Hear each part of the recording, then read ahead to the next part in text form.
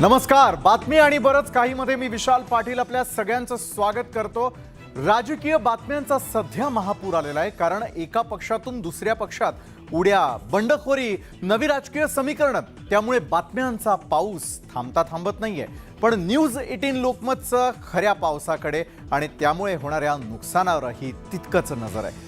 जोरदार पावसानं अनेक नद्यांना पूर आलेला आहे. अनेक रहिवासी भागात आणि शेतात पाणी शिरलेलं आहे. परिणामी शेतकरी संकटात सापडलाय. त्यामुळे पाऊस जरी बातमी असली तरी त्या अनुषंगानं बरंच काही राज्यामध्ये सुरू आहे. त्याचाच आढावा घेऊयात आजच्या बातमी आणि बरंच काही मध्ये. मात्र सुरुवातीला एक नजर हेडलाईन्सवर. हेडलाईन्स प्रायोजक पुष्कराज नाचणी सत्व, प्रत्येक आईचा विश्वास.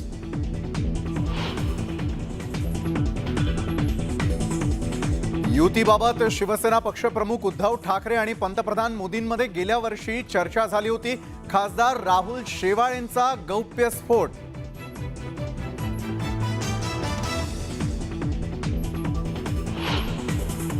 शिवसेनेच्या 12 खासदारांसोबत एकनाथ शिंदेंची पत्रकार परिषद. जे 2.5 वर्षांपूर्वी व्हायला हवं होतं ते आता झालं. एकनाथ शिंदेंचं वक्तव्य. शेवाळेंची गटनेतेपदी तर भावना गवळींची मुख्य प्रतोदपदी केली निवड.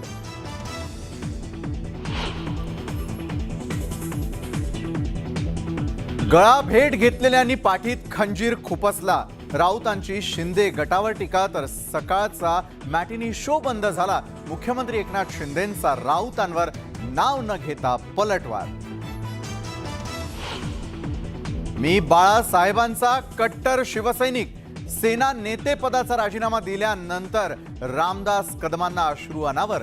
शिंदेंनी पाऊल उचललं नसतं तर शरद पवारांनी सेना संपवली असती, कदमांचा दावा.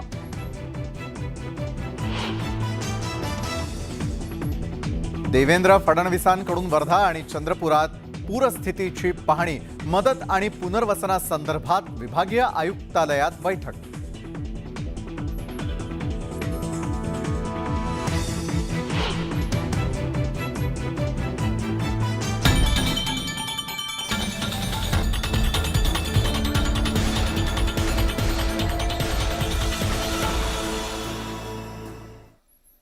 तर ज्या प्रकारे आपण अगदी सुरुवातीला पाहिलं की राजकीय क्षेत्रातल्या बातम्यांचा देखील पाऊस सुरू आहे, तशाच एका मोठ्या बातमीनं आपण आजची सुरुवात करणार आहोत. कारण शिवसेनेची पडझड होत असताना मनसेला मोठी संधी निर्माण झालेली आहे. मराठीचा मुद्दा आणि हिंदुत्वाच्या झेंड्याखाली कार्यकर्त्यांची जमवाजमव करण्याची संधी मनसेला प्राप्त झाली आहे. मनसे आता ही संधी कशी कॅश करणार याकडे सर्वांचं लक्ष लागलंय. मात्र सध्या तरी मनसे बघ्याच्या भूमिकेत दिसतेय. पण आगामी काळात राजकीय मनसे जी आहे ती राजकीय पोकळी भरून काढेल का, हा प्रश्न या निमित्तानं उपस्थित झालेला आहे.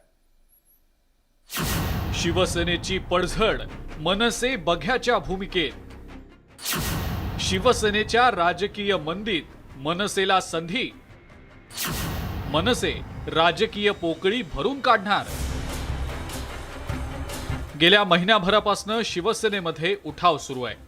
40 आमदार एकनाथ शिंदेंसोबत गेले. 12 खासदारांनी उद्धव ठाकरेंची साथ सोडली आहे. उद्धव ठाकरेंचं सरकार कोसळलं. या सगळ्यात मनसेच्या पातळीवर शांतता आहे. मनसे या सगळ्या राजकीय घडामोडी शांतपणे पाहताय. मराठीच्या मुद्द्यावर आक्रमक झालेल्या मनसेनं आता हिंदुत्वाची कास धरली आहे. एकच राजकीय अजेंडा असलेल्या मनसेच्या नेत्यांना शिवसेनेतल्या घडामोडी पाहून नेमकं काय वाटतंय, तुम्हीच ऐका. गंमत आहे, चांगली एंटरटेनमेंट आहे लोकांना. लोकांचं मनोरंजन होत आहे, लोक बघतायत आणि निश्चितपणे लोक ह्याचा विचार करतील. मराठीचा मुद्दा आणि हिंदुत्वाच्या झेंड्याखाली कार्यकर्त्यांची जमवाजमव करण्याची मनसेला आता नामी संधी आहे. मराठी माणसाला आता राज ठाकरेच पर्याय असल्याचं मनसेचे नेते सांगतायत.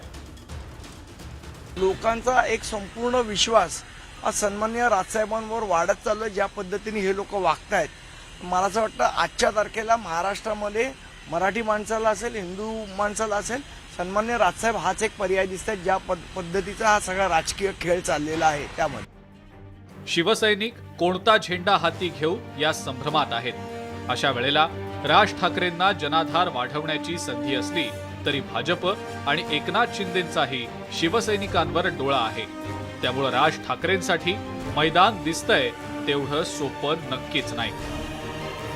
रुचा कानोलकर, न्यूज 18 लोकमत, मुंबई.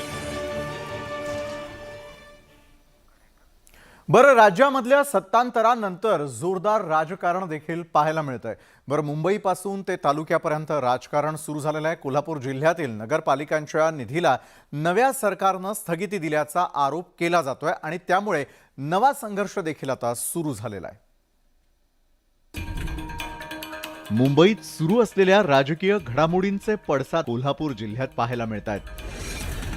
कोल्हापूर जिल्ह्यातील मलकापूर आणि कागल नगरपालिकांसाठी मंजूर करण्यात आलेल्या निधीला नव्या सरकारनं स्थगिती दिली आहे. परिणामी मंजूर करण्यात आलेल्या विकास कामांना कात्री लागणार आहे.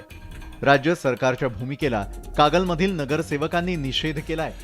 शाहू महाराजांच्या पुतळ्याच्या कामाला स्थगिती दिल्यानंतरही भाजपचे जिल्हाध्यक्ष समरजित घाटगे का गप्प आहेत असा सवाल उपस्थित करण्यात आला. तसंच सत्ता असताना घाटगे यांनी कागलसाठी 1 रुपयाही आणला नसल्याचा आरोप विरोधकांकडून करण्यात आलाय. वैशिष्ट्यपूर्ण कामांना आणि रस्त्यांच्या कामांना ही स्थगिती म्हणजे कागलच्या जनतेचा अपमान आणि कागलच्या जनतेच्या भावनेशी खेळण्याचा प्रकार ह्या शासनाने चालू केला हा बरोबर नाही आणि हा निधी लवकरात लवकर परत मिळावा अशी आमच्या कागलवासियांच्या तर्फे माझी विनंती आहे आपल्याला. या 2.5 वर्षापूर्वी 5 वर्ष बीजेपीचं सरकार होतं आणि त्या काळामध्ये आत्ता जे भाजपचे अध्यक्ष श्री समरजित घाटगे हे त्यावेळी त्यांचे प्रमुख कार्यकर्ते होते. त्या 5 वर्षात ताकदवाले ते होते. राज्याच्या राज्यमंत्रीचा दर्जा त्यांना म्हाडाचा त्यांच्याकडे होता. कागलच्या शहराच्या विकासासाठी किती निधी आणला हे त्यांनी सांगणं गरजेचं आहे. विरोधकांनी केलेले आरोप राजकीय हेतून प्रेरित असल्याचा आरोप समरजित घाटगे यांनी केलाय. मंजूर करण्यात आलेल्या निधीला स्थगिती दिल्यामुळे विरोधकांमध्ये नाराजी पसरली आहे. राज्यातला सत्ता संघर्ष आधीच तीव्र झालेला आहे, त्यात नव्या वादामुळे अधिकच भर पडली आहे. ज्ञानेश्वर साळोखे, न्यूज 18 लोकमत, कोल्हापूर. वर्धा शहर आणि जिल्ह्याला अतिवृष्टीचा जोरदार फटका बसलेला आहे. शेकडो नागरिकांचे संसार उघड्यावर पडलेले आहेत, तर 60,000 हेक्टरवरील शेतीचं अतोनात नुकसान झालंय. या सर्व संकटातून सावरत कशा प्रकारे संसार उभा करायचा हा प्रश्न पूरग्रस्तांसमोर निर्माण झालाय.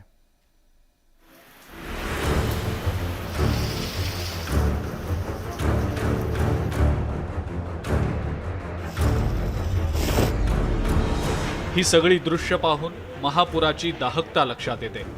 जिकडे पाहावं तिकडे पाणीच पाणी पाहायला मिळतंय.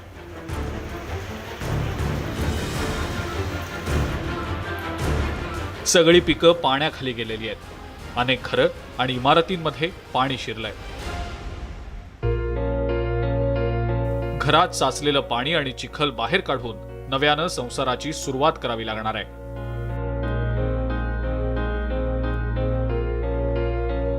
घरातील संसारोपयोगी साहित्य भिजून गेल्यानं प्रचंड आर्थिक नुकसान झालंय.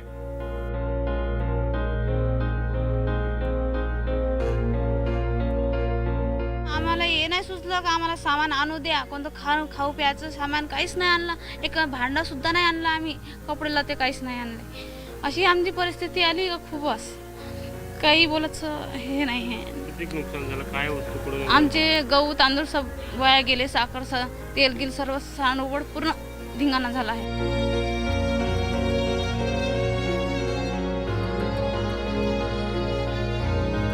हिंगणघाटच्या शीतला माता मंदिर परिसरातल्या अनिता भरतपुरे महापूर ओसरल्यानंतर घरी परतल्या. मात्र इथलं दृश्य पाहून त्यांना धक्काच बसला. सकाळी नाही का आम्ही जेव्हा उठलो 6 वाजता खूप पाऊस चालू होता. पण एकदम असं पाणी भरभर वाढायला लागलं की आम्हाला काही सुधारलंच नाही का की आम्ही समाईन बांधू का काही करू म्हणून. बस आम्ही आमचं जीव घेऊन निघालो. पूर्ण समाईन तसंच राहून गेलं आणि एकदम भरपूर पाणी वाढून गेलं. तर छातीपर्यंत पाणी होतं. हे बघा इथं पूर्ण पाणी आहे. बाहेर तर खूप भरून होता. पुरामध्ये कशा प्रकारे इथल्या नागरिकांचं नुकसान झालं हे भयान वास्तव आपण बघू शकतो की इथल्या नागरिकांना घराच्या बाहेर त्यांचं घराचं साहित्य म्हणजे जे जीवनावश्यक वस्तू असेल किंवा इतर ज्या काही वस्तू असेल त्या काढण्याची संधी देखील पुराने दिली नाही. बघू शकतो TV असेल, गाद्या असेल, हे सगळं इथे कशा प्रकारे ओलं झालेलं. हा फ्रीज बघा, पुराच्या पाण्यामध्ये हा फ्रीज देखील बुडालेला होता. आत्ता अनिताताईंनी सांगितलं की हा फ्रीज खाली पडून होता. त्यांचा मुलगा जेव्हा घरी आला तेव्हा त्यांनी तो फ्रीज उभा केला. आजही बघू शकता तुम्ही की 24 तासाआधी जे साहित्य या फ्रीजमध्ये असेल ते तसंच पडून आहे आणि पावसाने ओले झालेलं आहे.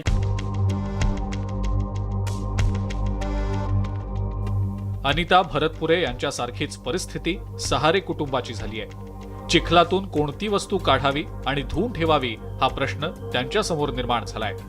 घर काय, गल्ली काय, सर्व शहरातच चिखलाचं साम्राज्य पसरलंय. काही घरं कोसळलेली आहेत. घराघरातलं अन्नधान्य भिजल्यानं आता त्याचा कोणताही उपयोग होणार नाहीये. या पूरग्रस्तांना दिलासा देण्याचा प्रयत्न उपमुख्यमंत्री देवेंद्र फडणवीस यांनी केला. हिंगणघाट, वर्धा, चंद्रपूर या भागांना त्यांनी भेट दिली आहे. पूरग्रस्तांच्या अडचणी जाणून घेण्यासाठी निवारा केंद्रात जाऊन त्यांनी संवाद साधला. आता ही सगळी परिस्थिती बघितल्यानंतर योग्य मदत शेतकऱ्याला झाली पाहिजे असा प्रयत्न आम्ही करू. या ठिकाणी आमदार साहेब आहेत, खासदार साहेब आहेत, सगळ्यांनी ही जी काही व्यथा आहे ती व्यथा मांडलेली आहे आणि आम्ही जी काही जास्तीत जास्त मदत करता येईल ती करण्याचा प्रयत्न करू. रेस्क्यूचं काम अतिशय वेगानं चाललेलं आहे. अतिशय डिफिकल्ट परिस्थितीमध्ये SDRF, NDRF आणि लोकल प्रशासनाने लोकांना रेस्क्यू केलं आहे. त्यामुळे मला असं वाटतं की ज्या प्रकारचं रेस्क्यू ऑपरेशन चाललेलं आहे आपण त्यांना प्रोत्साहनच दिलं पाहिजे, कारण फार डिफिकल्ट परिस्थितीतनं लोकांना बाहेर काढलेलं आहे आणि जोपर्यंत शेवटचा व्यक्ती रेस्क्यू होत नाही तोपर्यंत सगळे ऑपरेशन सुरू राहतील. आता जवळजवळ सगळ्या ठिकाणून लोक रेस्क्यू केलेले आहेत. उपमुख्यमंत्री देवेंद्र फडणवीस पूरग्रस्तांच्या उंबरठ्यावर आणि शेताच्या बांधावर पोहोचले. मात्र आता खरी गरज आहे ती प्रशासकीय यंत्रणेनं सक्रियता दाखवण्याची, जेणेकरून या पूरग्रस्तांना वेळेत सर्वतोपरी मदत मिळेल. त्यांना मिळणारी मदत या संकटातून सावरण्यासाठी आधार देणारी ठरणार आहे. महापुरानंतर यांच्या कुटुंबामध्ये काही शिल्लक ठेवलं असेल तर तो चिखल ठेवला, भिजलेले हे सर्व साहित्य ठेवले आणि त्यांच्या डोळ्यामध्ये अश्रू ठेवले. व्हिडिओ जर्नलिस्ट प्रशांत मोहितेसह तुषार कोळे, न्यूज 18 लोकमत, हिंगणघाट. अकोला जिल्ह्यामध्ये तर पावसानं अक्षरशः हाहाकार माजवलेला आहे. अतिवृष्टीमुळे जिल्ह्यातील घरांचं आणि शेती पिकांचं अतोनात नुकसान झालंय. अकोला जिल्ह्यातील हजारो हेक्टर शेती पाण्याखाली बुडाल्यानं शेतकरी संकटात सापडलाय.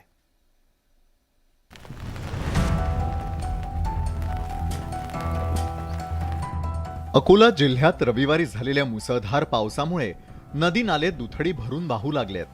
त्यात सोमवारीही पावसाचा जोर कमी न झाल्यानं अनेक गावांमध्ये नागरिकांच्या घरात पाणी शिरलं. अतिवृष्टीमुळे अनेक नद्यांना पूर आल्यानं ग्रामीण भागाचा संपर्क तुटला होता. या पावसात शेकडो हेक्टरवरील पिकं पाण्याखाली गेली आहेत. शेतात तळं झाल्यानं दुबार पेरणी करणंही शक्य नसल्यानं शेतकरी चिंतेत सापडलाय. त्यात गेल्या वर्षी झालेल्या नुकसानीचा मोबदला अद्याप मिळालेला नाही. त्यामुळं आता तरी शासनानं मदत करावी अशी मागणी शेतकरी करतायत. आजपर्यंत कमी कमी 25,000 रुपये एकरी खर्च येऊन गेला. आता पुढचा कसं काय करावं हाच माणसाला कळत नाही. शासनाकडून म्हटलं म्हणजे मागच्या वर्षी काही मिळालं नाही, आता या वर्षी काय देणार आहे हे बघावं. आता 20 दिवस झाले संततधार पाऊस चालू आहे व मुसळधारही आहे, त्यामुळे खूप नुकसान झालेलं आहे. तर आता सोयाबीन किंवा कुठलंही पीक येण्याची असं काही शाश्वती वाटत नाही. शेतांमध्ये मोठ्या प्रमाणात पाणी साचल्यानं शेतकऱ्यांचा खरीप हंगाम वाया गेलाय. रब्बी हंगामापर्यंत शेतं वाळली तर पुढील पेरणी करता येणार आहे. मात्र शेतात ओल राहिली तर रब्बी सुद्धा हातून जाण्याची भीती शेतकरी व्यक्त करतायत. त्यामुळं पीक विम्याची रक्कम तत्काळ देण्याची मागणी केली जाते. ते विमा काढल लोक तर विमाचं शासनानं त्या विमाला तात्काळीनं त्याच्यावर कारवाई करून पटवाऱ्याला सांगून तशीच त्यांच्या पाण्यावर जे वावरात पाणी भरेलं आहे त्याच्यावर विम्याची शक्त देऊन त्यांनी करावं. शेतामध्ये सारं पाणीच पाणी होते, काही लाभ भेटत नाही. काही शासनाच्या इकडून काहीच नाही. हो म्हणतात नाही, काहीच नाही भेटलं. मागच्या वेळेस हे दिलं, सर्वे गिरवे केला, काही पैसा भेटला नाही. पाऊस जास्त झाल्यानं शेतीला तळ्याचं स्वरूप आलंय. त्यामुळे पुढील हंगाम हाती येतो की नाही ही शंका शेतकऱ्यांना सतावू लागली आहे. शासनानं जर शेतकऱ्यांना त्वरित मदत केली किंवा विम्याची रक्कम जरी दिली तरच शेतकरी थोड्याफार प्रमाणात आर्थिक संकटातून बाहेर पडू शकणार आहे. कुंदन जाधव, न्यूज 18 लोकमत, अकोला. तर या होत्या आतापर्यंतच्या अतिशय महत्त्वाच्या बातम्या, ज्या पूर आणि पावसाशी निगडीत असलेल्या. मात्र सध्या असं आहे की अनेक ठिकाणी पाऊस पडतोय, फिरण्यासाठीचे तुमचे प्लॅन असतील. मात्र ही बातमी खरोखर तुमच्या सगळ्यांसाठी, कारण लोणावळ्यात स्विमिंग पूलमध्ये पडून 2 वर्षांच्या चिमुरड्याचा मृत्यू झाला. मात्र खेळता खेळता चिमुरडा स्विमिंग पूलजवळ गेला आणि त्याचा तोल गेल्यानं तो स्विमिंग पूलमध्ये पडला आणि जवळ कुणीही नसल्यानं चिमुरड्याला हकनाक आपला जीव गमवावा लागला. पालकांनो, सहलीला जाताय, सावधान. आपल्या चिमुरड्यांना जपा. चिमुरड्यांना नजरेआड होऊ देऊ नका, अन्यथा नजर हटी दुर्घटना घटी समजा.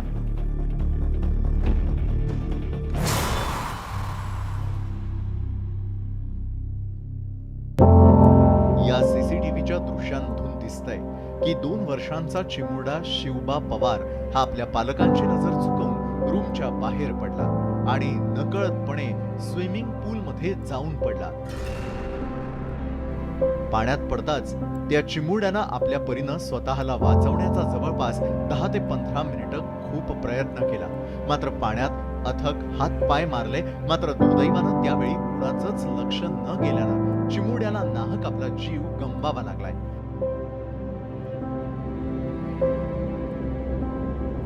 नाशिकचे अखिल पवार आपल्या कुटुंबियांसह 12 जुलै रोजी लोणावळ्यात आपली जुळी मुलं शिवबा वैष्णवीचा वाढदिवस साजरा करण्यासाठी गेले होते. मात्र पालकांची नजर चुकवून चिमुरडा शिवबा खोलीबाहेर पडला आणि लगतच्या छोट्याशा स्विमिंग पूलमध्ये पडला. बंगल्याच्या केअरटेकर आणि व्यवस्थापनाच्या निष्काळजीपणामुळे ही घटना घडल्याचा आरोप मृत मुलाच्या वडिलांनी केलाय. तर मुलाच्या आईनं आपली मुलं जोपर्यंत समजदार होत नाही तोपर्यंत त्यांना अशा ठिकाणी घेऊन जाऊ नये असं आवाहनच तमाम पालकांना केलंय. पाय स्लिपत होतं तर पाणी काढत होतं. त्या दिवशी पाऊस खूप झालं होतं, पाण्याची साफसफाई करत होतं. त्याला तरी लक्ष आलं की अरे मुलगा उतरला, आणखी बाहेर स्विमिंगच्या साईडली जाऊन झाले.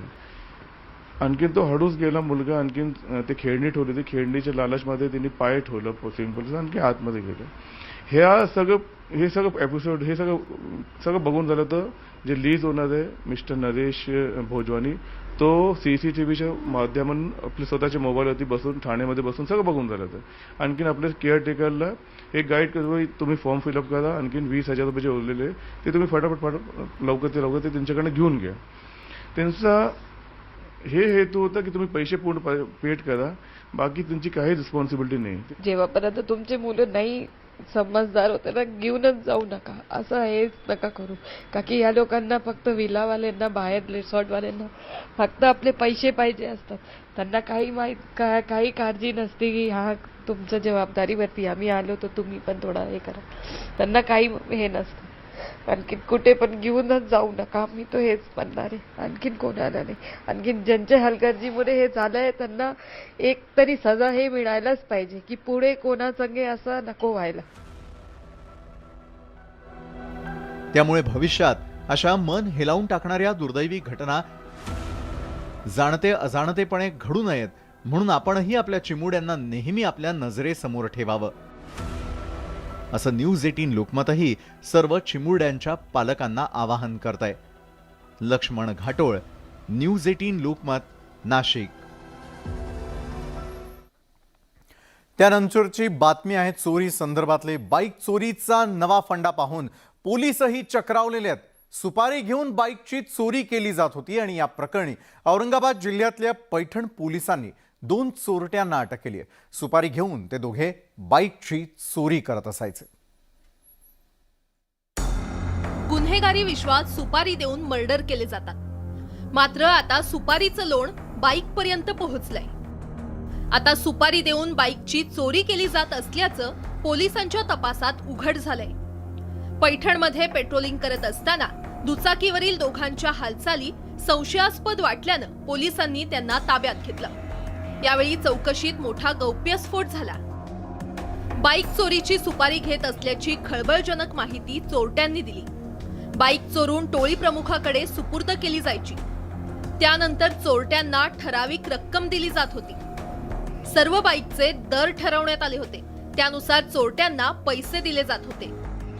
दुचाकी वाहन चोरीसाठी आळा घालण्यासाठी माननीय पोलीस अधीक्षक मनीष कलवान या साहेबांनी ज्या सूचना दिल्या होत्या त्या अंतर्गत 1-2 दुचाकी स्वारांना आम्ही ताब्यात घेतलं. त्यांच्या गाडीला नंबर प्लेट नव्हती. पोलिसांनी चोरट्यांकडून औरंगाबाद जिल्ह्यातून चोरलेल्या 4 आणि नगर जिल्ह्यातून चोरलेल्या 2 अशा 6 बाईक जप्त केल्या आहेत. चोरीच्या बाईकची एकूण किंमत 1.5 लाख इतकी असल्याचं पोलिसांनी सांगितलंय. बाईक विकत घेणाऱ्या टोळी प्रमुखाचा शोध सुरू करण्यात आलाय. एकंदरीतच चोरीच्या बाईकची विक्री करणं सोपं नसतं. ग्राहक मिळवण्यासाठी चोरट्यांना खटपट करावी लागते. त्यामुळे सुपारी घेऊन बाईक चोरी करण्याचा ट्रेंड गुन्हेगारी विश्वात पाहायला मिळतोय. अविनाश कानडजे, न्यूज 18 लोकमत, औरंगाबाद. महाराष्ट्रामधील प्लांट, स्मार्ट सिटी, उद्योग नगरी अशी पिंपरी चिंचवडची ओळख. मात्र पावसाळा आला की या शहराचं नियोजन अक्षरशः खड्ड्यात जातं. कारण कोट्यवधी रुपये खर्च करून बुजवलेले खड्डे पावसाळ्यात पुन्हा उगवतात आणि त्यामुळे कुणीही या आणि खड्ड्यात पडून जा अशी या शहरांची अवस्था बनली आहे. परदेशातील कोणत्याही मेट्रो सिटीला लाजवेल असं आकाशातून दिसणारं पिंपरी चिंचवड नगरीचं हे मनोहारी दृश्य. पण कॅमेऱ्याची नजर जमिनीकडे फिरताच शहरातील रस्ते खड्ड्यात जातात.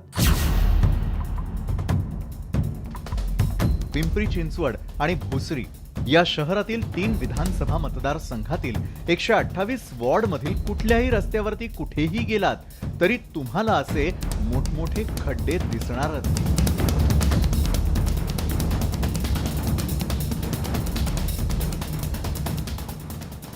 त्यामुळे चूक नसतानाही ज्यांच्या वाट्याला हे खड्डे आले ते नागरिक आता काय खड्डे, काय रस्ते, काय पार्किंग असे फलक लावून कुणी खड्डे बुजवता का खड्डे असा प्रश्न विचारतायत. गॅस सिलेंडरवाला तिथं त्या टोकाला जाऊन थांबतो. तिथून आम्ही कसं उचलून घेऊन यायचं की 1 दिवस 2 दिवस 1 महिना 2 महिना तब्बल ते 6 महिने झालंय हे रस्ता असं फोडून ठेवलेला आहे. आम्ही आता कुणाला सांगायचं. हा रस्ता आजही खड्ड्यात आहे आणि कालही खड्ड्यात होता. परंतु याच्यामध्ये रस्त्यावर उतरून जर आम्हाला कोणाला तक्रारी करायच्या, आंदोलन करायचं, मागणी करायची तर तो रस्ता सुद्धा शिल्लक ठेवलेला नाही. त्यामुळे नागरिकांचे अतिशय वाईट हाल केले गेलेत असं माझं मत आहे. अनेक ठिकाणी अपघात होत असताना आपण पाहताय. त्याचप्रमाणे 2 व्हीलरवाले असतील, 4 व्हीलरवाले असतील, अनेकांना मानेचा त्रास व्हायला लागला, मणक्याचा त्रास व्हायला लागला. अशा अनेक प्रकारे या शहरामध्ये त्रास होत आहे या खड्ड्यांमुळे. ही तर झाली पिंपरी चिंचवडची स्थिती. पण राज्याची सांस्कृतिक राजधानी असलेल्या पुण्यातही यापेक्षा वेगळी स्थिती नाही. पुण्यात कॉन्क्रीटच्या खोदलेल्या रस्त्यांवर मोठाले खड्डे पडलेत. यात मनसेनं चक्क कागदी होड्या सोडत खड्ड्यांभोवती रांगोळी काढून महापालिकेचा निषेध केला.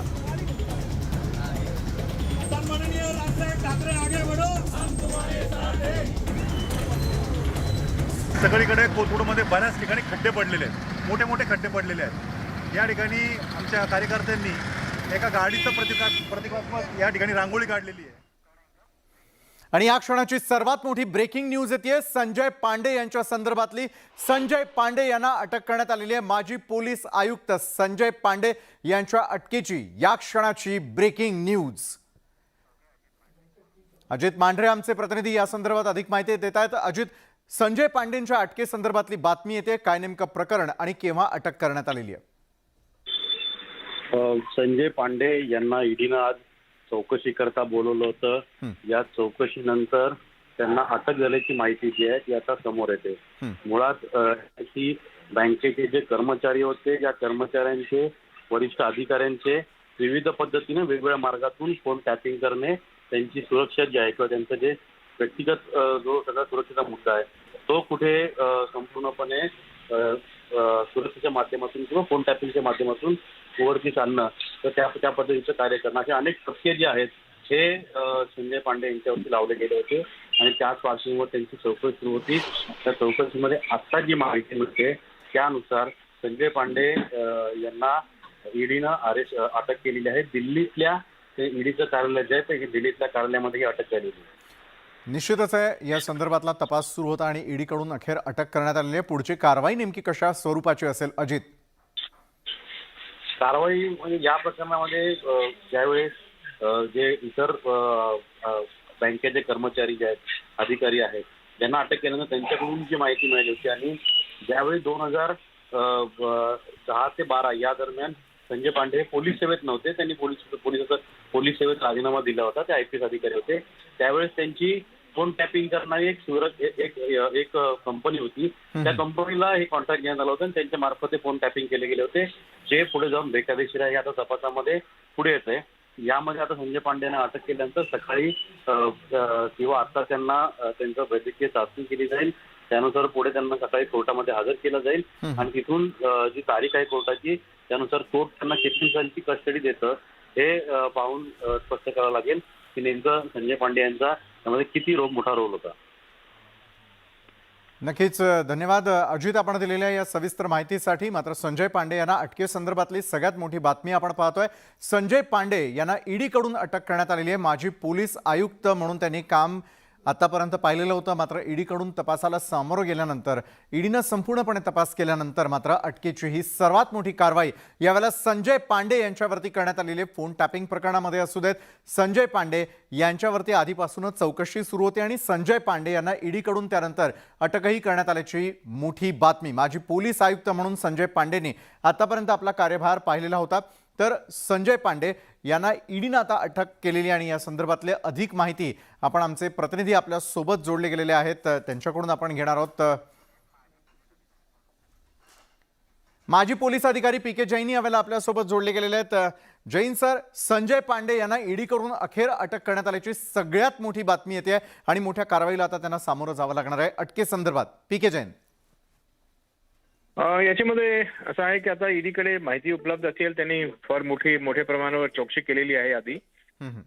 त्यांनी ते NSE जे मागचे ईडी होते, त्यांचे चीफ अधिकारी होते, त्यांची चौकशी केल्यानंतर त्यांना जी माहिती मिळाली त्या आधारावर त्यांनी ही एक गुन्हा दाखल करून चौकशी सुरू केली होती.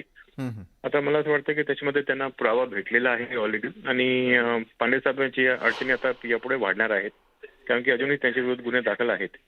तर ते त्याच्यामध्ये सुद्धा आता बहुतेक त्यांच्या विरुद्ध कारवाई होईल. पण हे फार अनफॉर्च्युनेट इन्सिडेंट आहे मुंबई आणि महाराष्ट्र पोलिसांसाठी. हे मोठे अधिकारी, या पदावर असलेले अधिकारी सुद्धा अशा प्रकारे ते कायद्याच्या कचाटीमध्ये सापडत आहे. बरोबर आहे, नक्कीच PK जैन सर. मात्र मला आपल्याला विचारायचं आहे की ज्यावेळेला संजय पांडे यांना ईडीकडून अटक करण्यात आलेली आहे आणि यापूर्वी माजी पोलीस आयुक्त म्हणून त्यांनी आपला कार्यभार देखील जो आहे तो पूर्ण केलेला होता, मात्र पुढच्या कारवाईकडे त्यांना कशा प्रकारे या सर्व कारवाईला सामोरं जावं लागणार आहे? पुढची कारवाई ईडीकडून झालेल्या अटकेनंतर काय असते? ईडीचा जो काम आहे तो बेनामी ट्रान्झॅक्शन किंवा जी तुमची वैध इन्कम नाही त्या इन्कम बद्दल ईडी कारवाई करते. आता हा जो मागे जे प्रसार माध्यमातून जी माहिती मिळत आहे की त्यांना 1.5 कोटी रुपयाची एक पेमेंट झाली, त्याच्यानंतर एक सुमारे 8-9 कोटीची दुसरी पेमेंट झाली. ती पेमेंट त्यांना कशी करण्यात आली, त्यांनी चुकीची कारवाई काय केली, त्यांनी जे त्यांच्या कंपनीनी ज्या कंपनीसोबत ते मागे जोडलेले होते, आता कारण की 2006 पासून ते प्रत्यक्ष रूपे या कंपनीशी जोडलेले नाही, तरी सुद्धा मागचे त्यांचे काय संबंध होते. आणि अशी सुद्धा माहिती मिळते की त्यांच्या नावाने काही चेक आलेले आहेत NSE कडून ते सेवेमध्ये असताना सुद्धा.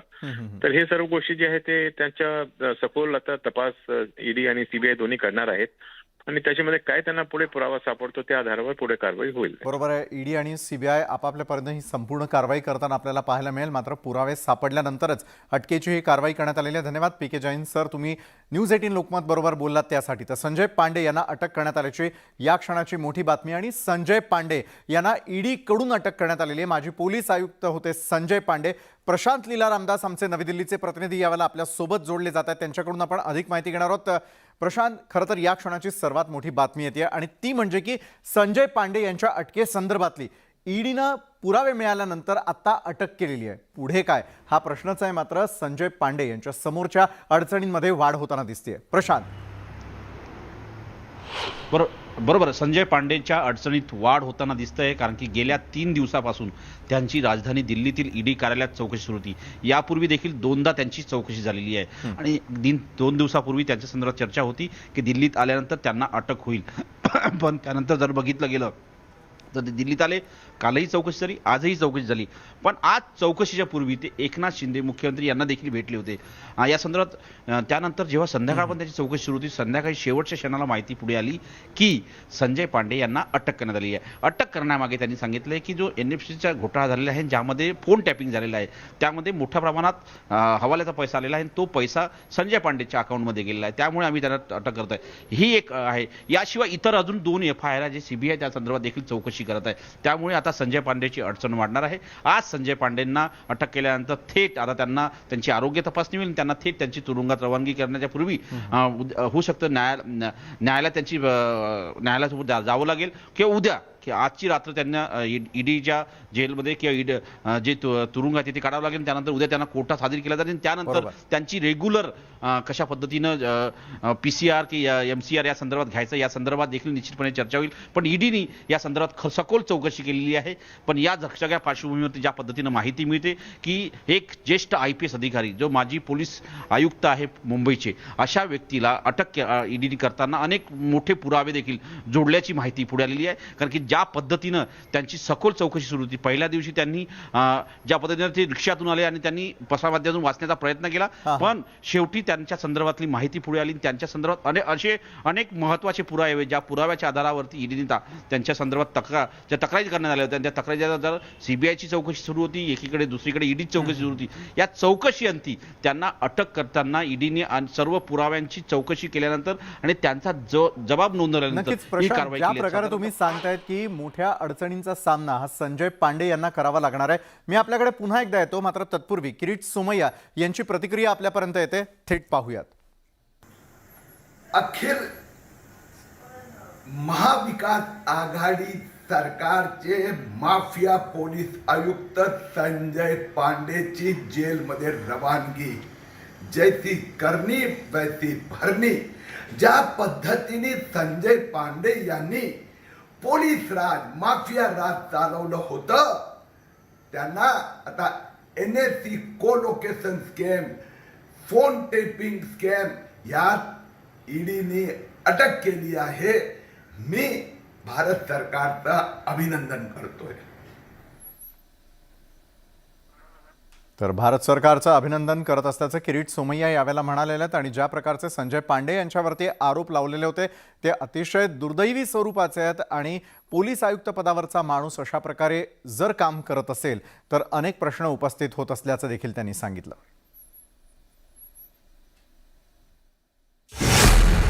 संजय पांडेंची ईडी चौकशी.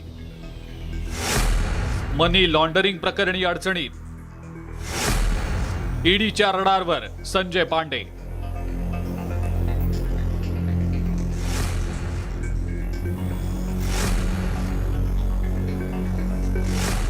संजय पांडे हे 30 जूनला मुंबईच्या पोलीस आयुक्त पदावरून निवृत्त झाले होते.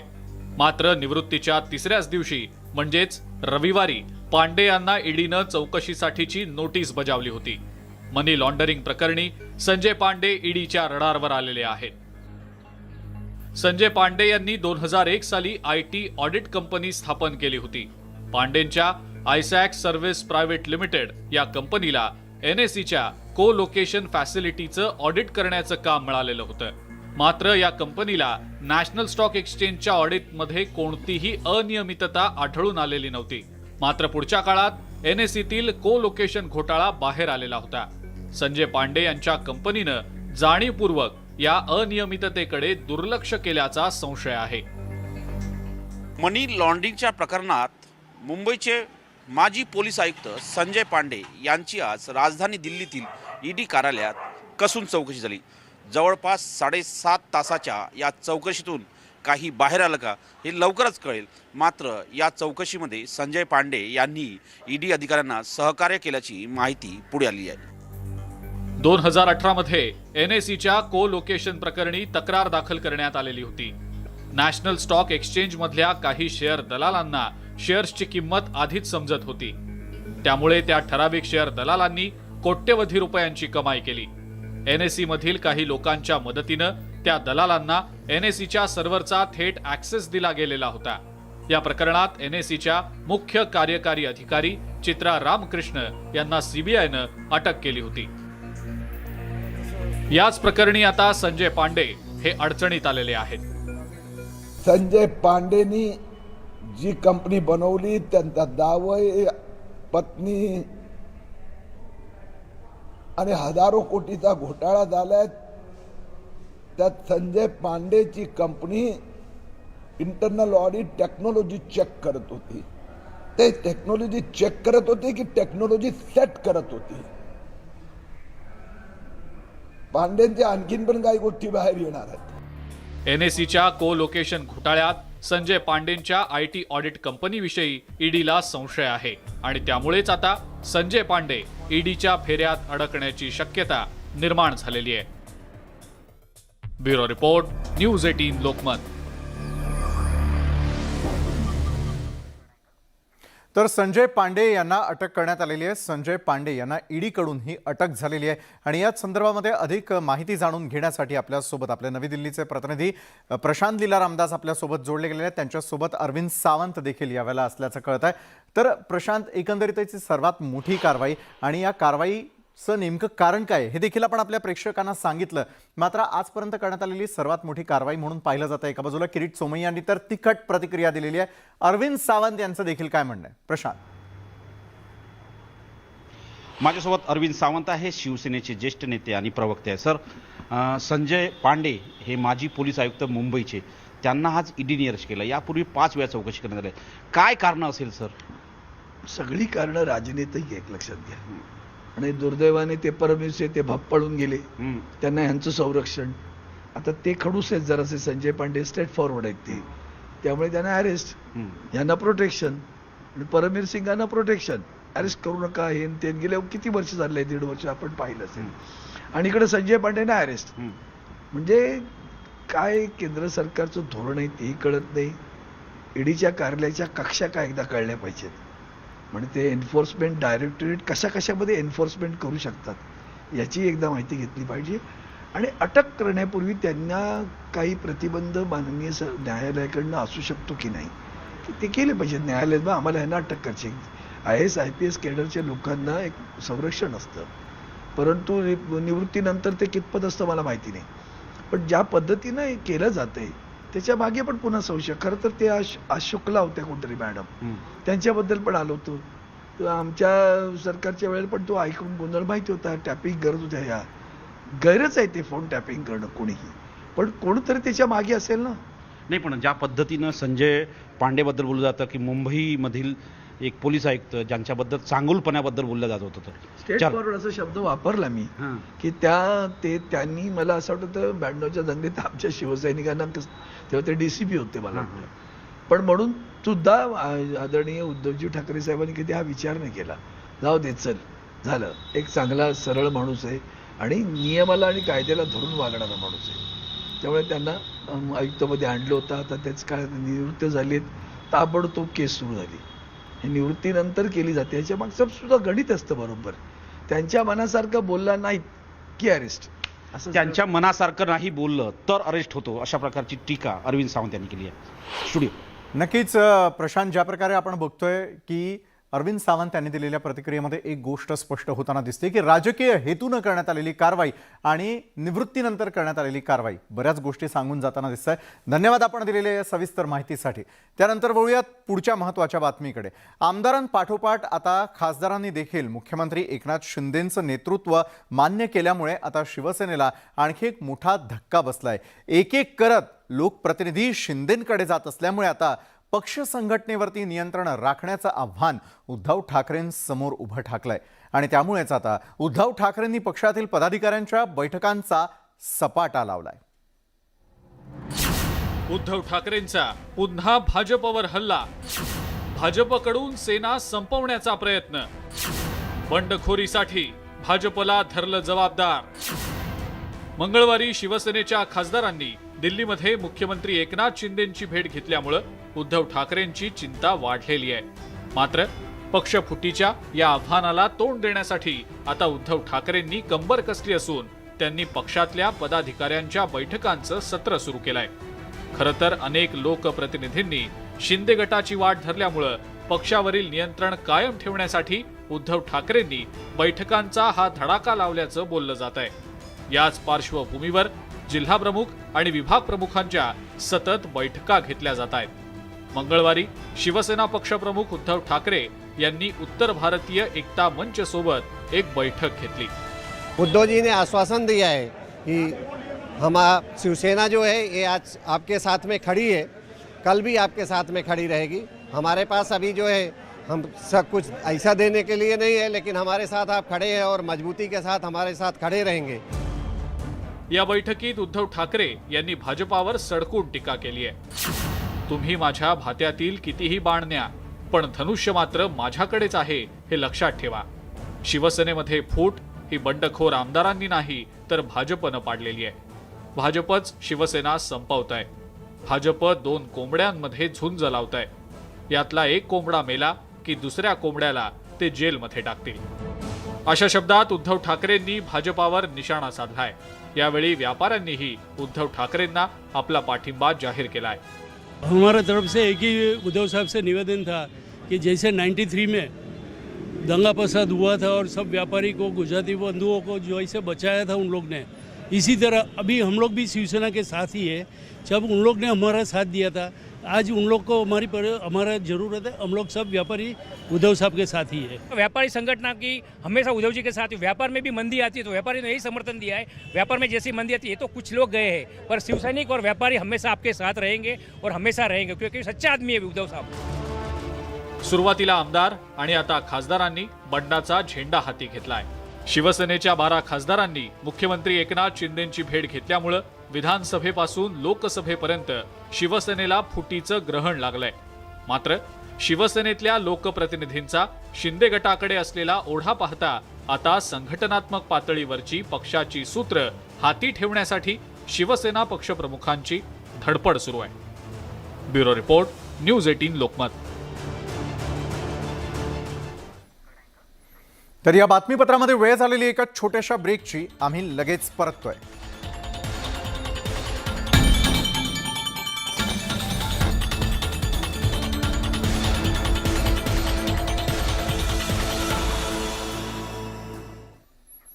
ब्रेकनंतर आपल्या सगळ्यांचं पुन्हा एकदा स्वागत. शिवसेनेनं हकालपट्टी केल्यानंतर शिवसेनेचे नेते रामदास कदम यांनी राष्ट्रवादी काँग्रेसवर जोरदार घणाघात केलेला आहे. राष्ट्रवादीकडून होत असलेल्या गळचेपीमुळे शिवसेना आमदारांनी बंड केलं असल्याचा दावा रामदास कदम यांनी केला. रामदास कदमांच्या या आरोपांवर राष्ट्रवादी काँग्रेसनं पलटवार केलाय. आमदारांच्या बंडानंतर आता शिवसेनेनं बंडखोरांविरोधात कारवाईचा बडगा उगारलेला आहे. त्यातून शिवसेना नेते रामदास कदम देखील सुटले नाहीत. रामदास कदमांनी शिवसेना नेते पदाचा राजीनामा दिल्यानंतर त्यांची पक्षातून हकालपट्टी करण्यात आली होती. खरं तर रामदास कदमांनी नेतेपदाचा राजीनामा देताना पक्षप्रमुख उद्धव ठाकरेंना एक पत्र लिहून आपल्या मनातील खदखद व्यक्त केली होती. आता पक्षातून हकालपट्टीनंतर रामदास कदम यांनी राष्ट्रवादी काँग्रेसचे सर्वेसर्वा शरद पवार आणि विरोधी पक्षनेते अजित पवार यांच्यावर निशाणा साधलाय. राष्ट्रवादी काँग्रेसमुळेच शिंदे गटानं बंडखोरी केल्याचा दावा रामदास कदम यांनी केलाय. आम्हाला शिवसेना वाचवायची. आज शरद पवार आणि अजित पवार यांचा डाव आम्हाला हाणून पाडायचा आहे. ते बाळासाहेब असताना ह्यांना शक्य झालं नाही. शरद पवार साहेबांना ते त्यांनी आता करायचा प्रयत्न केला आणि त्यात ते यशस्वी झालेत. रामदास कदमांच्या या टीकेवर राष्ट्रवादी काँग्रेसनं पलटवार केला आहे. शिवसेनेच्या आमदारांकडून फुटीसाठी निमित्त शोधण्याचा प्रयत्न केल्याचा दावा राष्ट्रवादी काँग्रेसचे आमदार रोहित पवार यांनी केलाय. शेवटी ठाकरे साहेबांच्या विरोधात त्या ठिकाणी आपल्याला बोलता येणार नाही. मग बोलायचं कोणाच्या विरोधात? तर दुसरा सर्वात मोठा पक्ष कुठला आहे? तर राष्ट्रवादी आहे. मग राष्ट्रवादीवर आपण बाण त्या ठिकाणी जर हे केला, लावला, तर कदाचित आपली काही प्रमाणात अडचणी कमी होतील असं ह्यांचं सगळ्यांचं समीकरण आहे. गेल्या 2.5 वर्षात राष्ट्रवादी काँग्रेसकडून गळचेपी झाल्याचा आरोप शिवसेनेतील बंडखोर आमदारांकडून सतत केला जात आहे. आणि आता रामदास कदमांनी देखील त्या सुरात सूर मिळवलाय. तसंच त्यांनी उद्धव ठाकरेंवर देखील निशाणा साधलाय. पण साहेबांचं असं स्वप्न नव्हतं की ज्या राष्ट्रवादी काँग्रेस सोबत मी संघर्ष केला त्याला घेऊन मुख्यमंत्री व्हा, असं साहेबांचं कधीच साहेब जिवंत असते तर उद्धवजीला मुख्यमंत्री होऊ दिलं नसतं. शिंदे गटाला पाठिंबा देणारे रामदास कदम हे शिवसेनेतील एकमेव नेते आहेत. इतर सर्व नेते हे उद्धव ठाकरेंसोबत आहेत. मात्र शिवसेनेतील या संघर्षात शिवसेनेनं पक्षाच्या नेत्याची हकालपट्टी करण्यास मागे पुढे पाहिलं नाही. त्यामुळे हा संघर्ष किती टोकाला गेलाय हे वेगळं सांगण्याची गरज नाही. Bureau report, news 18 Lokmat. मुख्यमंत्री एकनाथ शिंदे यांनी दिल्ली मोहीम फत्ते केल्याचं चित्र आहे. शिवसेनेच्या 12 खासदारांनी मुख्यमंत्री एकनाथ शिंदे यांची भेट घेतल्यामुळे आता विधानसभेप्रमाणेच लोकसभेतही शिवसेनेमध्ये फूट पडल्याचं उघड झालंय. त्यामुळे आता शिंदे गटाचा भाजप प्रणित एनडीएमध्ये प्रवेश होण्याची शक्यता वर्तवली जाते. सेना खासदारांची वेगळी चूक. शिंदे गटाची एनडीए मध्ये एंट्री. उद्धव ठाकरेंना आणखी एक झटका. विधानसभेनंतर आता लोकसभेत देखील शिवसेनेला धक्का बसलाय. शिवसेनेच्या 12 खासदारांनी सवता सुभा उभारलाय. सोमवारी रात्री मुख्यमंत्री एकनाथ शिंदे यांच्या दिल्लीतील डिनर डिप्लोमसी नंतर सगळं चित्रच बदलून गेलंय. शिवसेनेच्या 12 खासदारांनी शिंदे गटात सहभागी होण्याचा निर्णय घेतलाय. तसंच लोकसभेत खासदार राहुल शेवाळेंना आपला गटनेता म्हणून निवडलं आहे. त्याविषयीचं पत्र लोकसभा सचिवालयाला देण्यात आलंय. मात्र लोकसभा सचिवालयानं या पत्रात काही बदल सुचवलेले आहेत. त्यांना पक्षाच्या मुख्य प्रतोदच्या नावानं पत्र देण्यास सांगण्यात आलं आहे. मात्र त्यावरून नवा कायदेशीर पेच निर्माण होण्याची शक्यता नाकारता येत नाही. ज्या पद्धतीनं छुपे वार सुरू आहेत, जसं महाराष्ट्राचे 3 तुकडे करण्याचे प्रयत्न सुरू आहेत, हे भाजपचे नेतेच सांगते. अखंड महाराष्ट्र तोडायचा आहे हे आम्ही सांगत नाही. हे भारतीय जनता पक्षाचे प्रमुख लोक जाहीरपणे बोलायला लागले की आम्हाला महाराष्ट्राचे 3 तुकडे करायचे आहेत. ते 3 तुकडे करण्याआधी शिवसेनेचे तुकडे करू इच्छित आहेत. जर महाराष्ट्राचे 3 तुकडे करायचे असतील तर आधी शिवसेनेचे तुकडे करा. अखंड शिवसेना फोडा. शिवसेनेची ताकद कमी करा. पण शिवसेनेच्या चिन्हावर किंवा शिवसेनेच्या ताकदीवर निवडून आलेले आमदार आणि खासदार हे आज जरी पाठीत खंजीर खुपसून जात असले तरी शिवसेनेची ताकद कमी होणार नाही. कारण फक्त आमदार आणि खासदार ही शिवसेनेची ताकद नाही. आमदारांच्या बंडखोरीनंतर शिवसेनेच्या लोकसभेतील पक्षप्रतोद भावना गवळींनी बंडखोरांवर कारवाई करू नये अशी भूमिका घेतली होती. त्यानंतर शिवसेनेनं गवळी यांची मुख्य प्रतोद पदावरून हकालपट्टी केली होती. तसंच खासदार राजन विचारे यांची पक्षाच्या मुख्य प्रतोदपदी नियुक्ती करण्याचा निर्णय उद्धव ठाकरेंनी घेतला होता. पण आता शिवसेनेच्या 12 खासदारांनी राहुल शेवाळेंना गटनेता नेमण्याच्या हालचाली सुरू केलेल्या आहेत. तसंच भावना गवळी या लोकसभेतील शिवसेनेच्या मुख्य प्रतोद असल्याचा दावा देखील या खासदारांच्या गटाकडून करण्यात आला आहे. त्यामुळे विधानसभेप्रमाणेच आता लोकसभेत देखील शिवसेनेला फुटीचा सामना करावा लागणार आहे.